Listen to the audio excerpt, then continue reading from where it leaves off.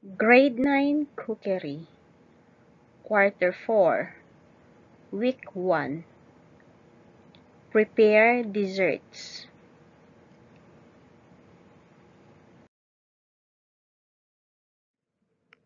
Most essential learning competency 1.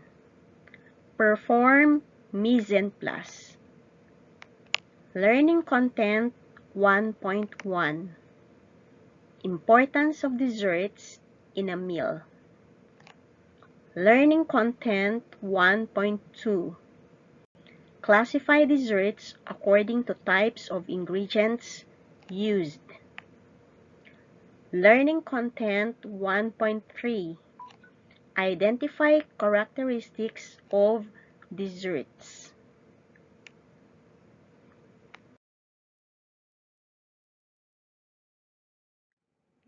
A meal is incomplete if it doesn't end with a dessert. A simple dessert like a slice of fresh fruits, cheese, or any sweets makes up a complete meal. Desserts are packed with different nutrients depending on the ingredients used. Dessert foods often contain relatively high amounts of sugar and fats, and as a result, higher calorie counts per gram than other foods. Fresh or cooked fruit with minimal added sugar or fat is an exception. Dessert is usually sweet course or dish, as exemplified by pastry or ice cream, usually served at the end of the meal.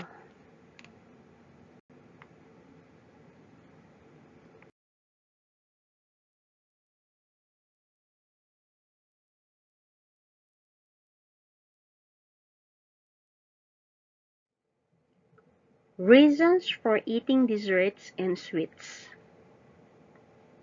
1. Dessert balances out a meal and gives closure to the meal.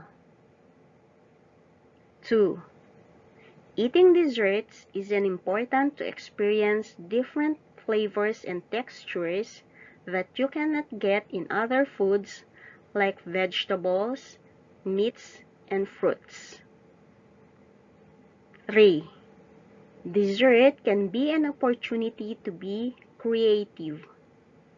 You can make interesting mixtures that you otherwise may not have thought of.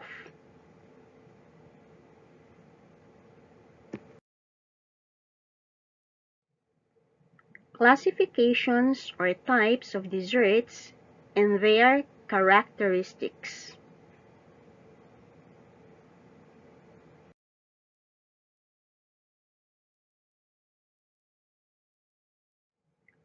First, classification of dessert. Fruits. The simplest dessert and one of the best are fruits because they are nutritious, appetizing, and easy to prepare and serve. Characteristics of a good fruit desserts. Appetizing aroma, simple, and must be slightly chilled.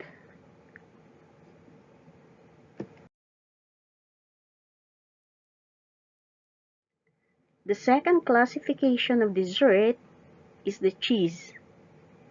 Cheese is another excellent dessert that is ready to serve. It is made in all parts of the world from a variety of milks from cow, goat, and sheep. Cheese differs depending on the kind of milk used, the kinds of cheese-making procedures, the seasoning, and the ripening processes also distinguish its variety. Each variety has a definite character, a special appeal, and particular uses. The three general types of cheese based on consistency are: 1. Soft. It may be unripened cheese or ripened by bacteria. 2. Semi-hard cheese. It may be from ripened mold or ripened by bacteria. 3. Hard cheese, with gas holes or without gas holes.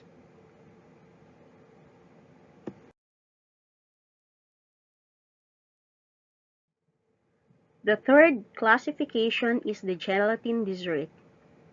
These are easily prepared, economical, and vary in many ways.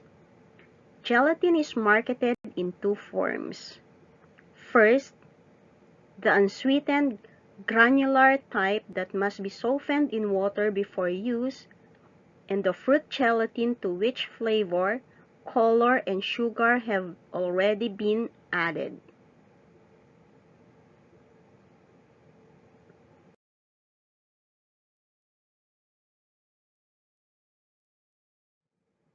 The fourth classification is the custard. Baked and soft custards vary in so many ways. Creamy, delicate baked custards may be served in their baking cups or may be unmolded and served with fruit garnishes or with dessert sauces. Characteristics of a baked custard: firmness of shape, smooth, tender texture, rich and creamy consistency, and excellent flavor. Characteristics of a soft custard: velvety smooth texture, rich flavor, and has pouring consistency of heavy cream.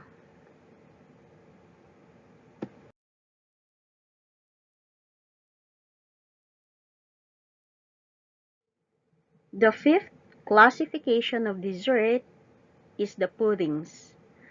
Puddings are relatively simple to prepare and vary with sauces.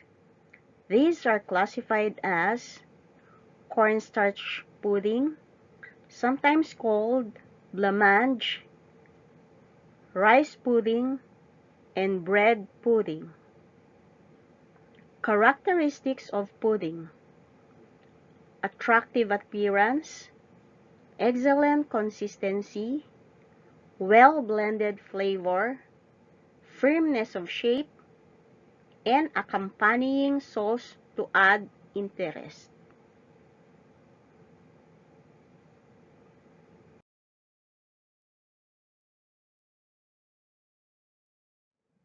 The sixth classification of dessert is the fruit cobblers. These are not fruit pies. They have a depth of 2 or 3 inches and are topped with biscuit dough rather than being made with pie crust. They may be served either hot or cold.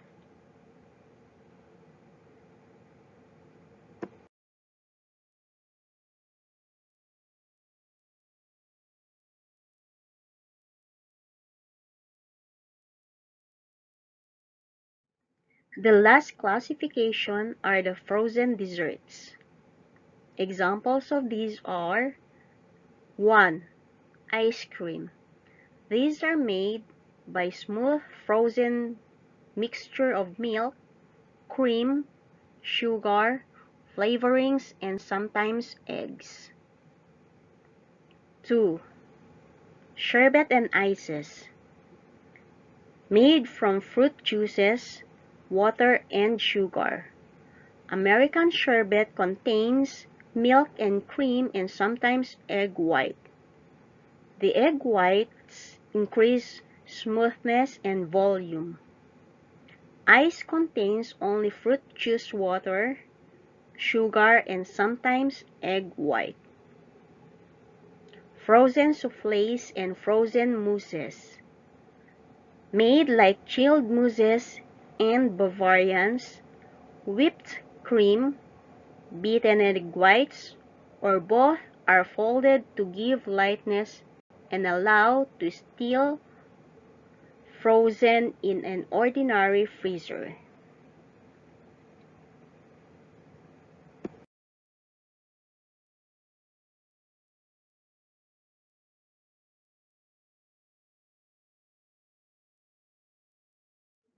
Again, there are 7 classifications or types of desserts.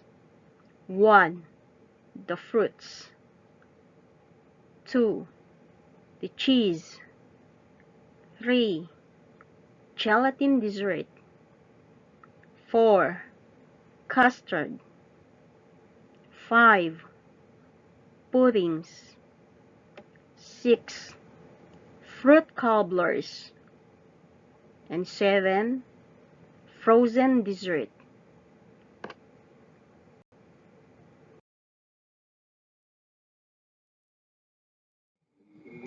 I'm Miss Michelle B. Lopez. Thank you for watching.